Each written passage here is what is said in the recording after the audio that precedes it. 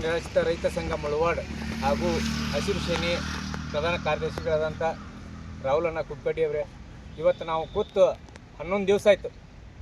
ಇವತ್ತು ಯಾವ ಅಧಿಕಾರಿಗಳು ಬಂದಿಲ್ಲ. KADB ಅಧಿಕಾರಿಗಳು ಬರ್ತಾರೆ ನಾವು ಇಲ್ಲಿ ತನಕ ಕೂತೀವಿ, ಇನ್ನೂವರೆಗೆ ಯಾರೂ ಬಂದಿಲ್ಲ. ಇವತ್ತು ಅಪರ ಜಿಲ್ಲಾಧಿಕಾರಿಗಳು ಹಾಗೂ ನಮ್ಮ ತಾಲೂಕು ದಂಡಾಧಿಕಾರಿಗಳು ಬಂದರು.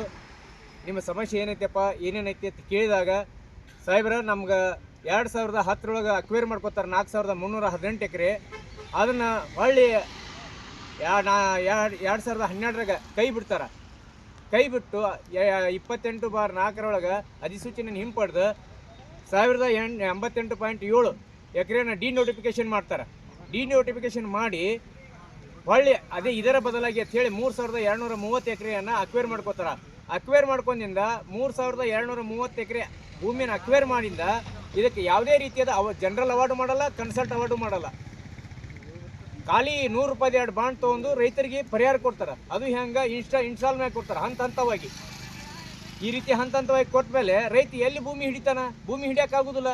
ಇವನು ರೈತನ ಏನು ಮಾಡಿಬಿಟ್ರ, ಭಿಕ್ಷಾಧಿಪತಿ ಮಾಡಿಬಿಟ್ಟಾರೆ ಇವ್ರು KADB ಅವರು.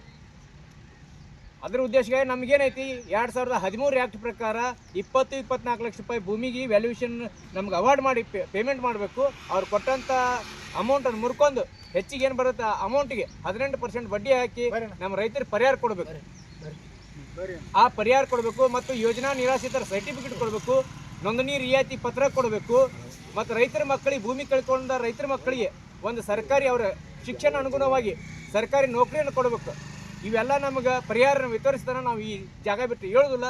ನಾವು ಮುಂದಿನ ದಿನಗಳಲ್ಲಿ ಏನೈತಿ, ಇನ್ನು 2-3 ದಿನದಲ್ಲಿ ದೊಡ್ಡ ಮಟ್ಟದಲ್ಲಿ ನಮ್ಮ ರಾಜ್ಯಾಧ್ಯಕ್ಷರು, ಆಮೇಲೆ ತಾಲೂಕು ಅಧ್ಯಕ್ಷರು, ನಮ್ಮ ಪ್ರಧಾನ ಕಾರ್ಯದರ್ಶಿಗಳು ಎಲ್ಲರೂ ಬರ್ತಾರೆ.